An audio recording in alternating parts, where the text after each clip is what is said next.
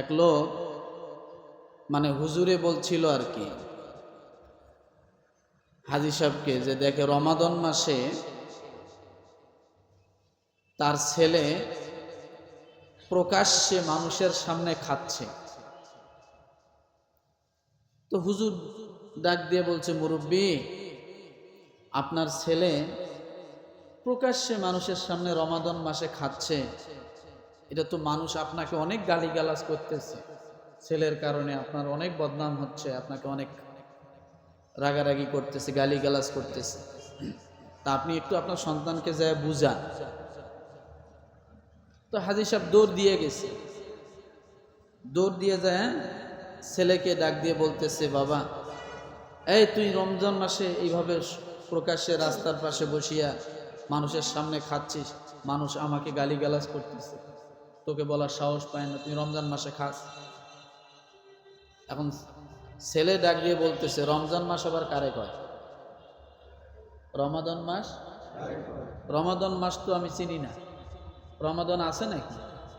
তো রমাদান নাই মানে কয়, রমাদান নাই মানে কয় জানুয়ারি, ফেব্রুয়ারি, মার্চ, এপ্রিল, মে, জুন, জুলাই, আগস্ট, সেপ্টেম্বর, অক্টোবর, নভেম্বর, ডিসেম্বর, আমি 12 মাসে একটাও রমাদান মাস পাইলাম না। রমাদান কো বোঝেন নাই কথাটা? রমাদান খুঁজতেছে কোথায় যাইয়া? কোন জায়গায়? খ্রিস্টপূর্বে যা খুঁজতেছে, জানুয়ারি, ফেব্রুয়ারি, মার্চ, তো রমজান তো নাই। আপনি রমজান পাইলেন কই? আসলে এটার একটা বিষয় হলো, আমরা যেরকম সন্তানদেরকে শিখাবো, পরিবারকে যেরকম শিখাবো, পরিবার তো ওভাবে শিখবে। আপনার সন্তানকে আপনি যা শিখাবেন তা শিখবে, কথা ঠিক না? আমরা যদি ওই পরিবেশ তৈরি করতে না পারি, তাহলে এই রকমই হবে, সব কিছু উল্টাই হবে, কথা ঠিক না? বাবাকে মারতে আসবে, মাকে মারতে আসবে, মাকে গালিগালাজ করবে, বাবাকে গালিগালাজ করবে, কথা ঠিক না? তাহলে পারিবারিক শিক্ষা এটা খুব কঠিন এবং সবচাইতে মানুষ বানানোর একটা শিক্ষা, যেটা শুরু থেকে মায়ের হাত থেকে সন্তানরা শেখে, বাবার কাছ থেকে সন্তানরা শেখে। বাবার কাছ থেকে শিখতেছে হাঁটা, চলা, কথা বলা, সব শিখতেছে, কিন্তু শেখানো হয় না আদর্শ। শেখানো হয় না কি? আদর্শ। আলহামদুলিল্লাহ, আমরা গত জুমা কি বিষয়ের উপর আলোচনা করছিলাম মনে আছে কি? বলেন দেখি, সাহস করে বলেন। হ্যাঁ বলেন। সূরাতুত তাহরিমের 6 নম্বর আয়াতের আলোচনা করছিলাম। আল্লাহ তাআলা ব্যক্তিকে শুধু বলেননি, ব্যক্তিকে দিয়ে তার পরিবারকে বলাচ্ছেন যে আপনি নিজে বাঁচুন, পরিবারকে বাঁচান। সেখানে আমরা এই আলোচনাটা শুনতে যাই, ওই আয়াতের আলোকে আমরা 4টা সতর্ক পেয়েছিলাম। কয়টা মনে আছে কি? 4টা সতর্ক। প্রথম নাম্বার সতর্ক হলো নিজে বাঁচো, পরিবারের লোককে আগুন থেকে বাঁচাও। দ্বিতীয় নাম্বার সতর্ক কি পাইছিলাম বলেন? যে তারপরও যদি পরিবার সঠিক পথে না আসে, তো তুমি এই সতর্ক বাণী দাও যে তোমরা তো আসতেছো না, মানুষ এবং পাথর কিন্তু হবে জাহান্নামের ইন্ধন। মানুষ এবং পাথর দিয়ে কি করা হবে? জাহান্নামের আগুন প্রজ্বলিত করা হবে। এরপরও যদি পরিবার না আসে, তাহলে তৃতীয় নাম্বার সতর্ক করো, আলাইহা মালাইকাতু গিলাজুন শিদাদ, অর্থাৎ সেখানে এমন সব ফেরেশতা আছে যারা কঠিন স্বভাবের এবং কঠোর হৃদয়ের।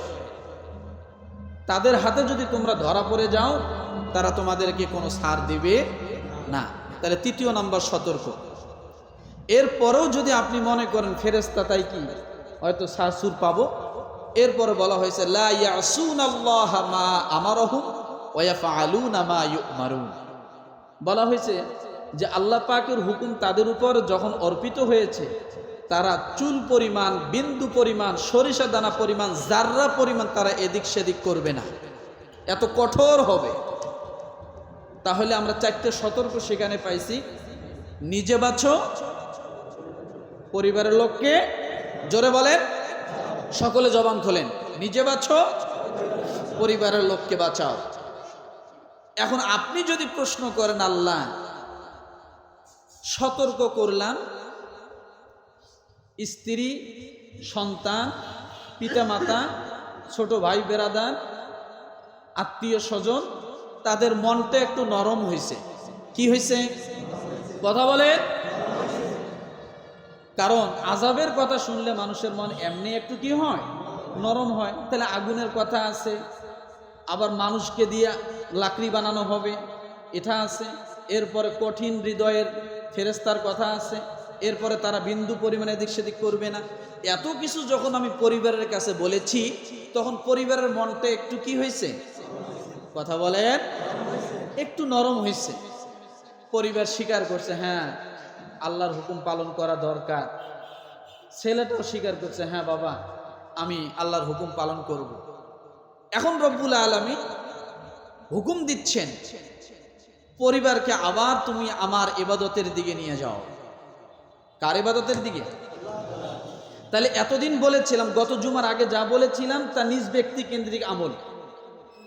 নিজে কিভাবে তাহাজ্জুদ গুজার হওয়া যায়, নিজে কিভাবে রোজাদার হওয়া যায়, নিজে কিভাবে হজ করা যায়, নিজে কিভাবে জাকাত দেনেওয়ালা হওয়া যায়। গত জুমে আলোচনা করছিলাম কি? নিজে এবং পরিবারকে। আজকেও আলোচনা করব নিজ এবং কি পরিবারকে। তাহলে আমরা এই চারটা বিষয় থেকে, চারটা সতর্কবাণী থেকে কিভাবে মুক্তি পাবো, আল্লাহ তাআলা এই বিষয়টা আমাদেরকে জানায় দিচ্ছেন। সুবহানাল্লাহ বলেন।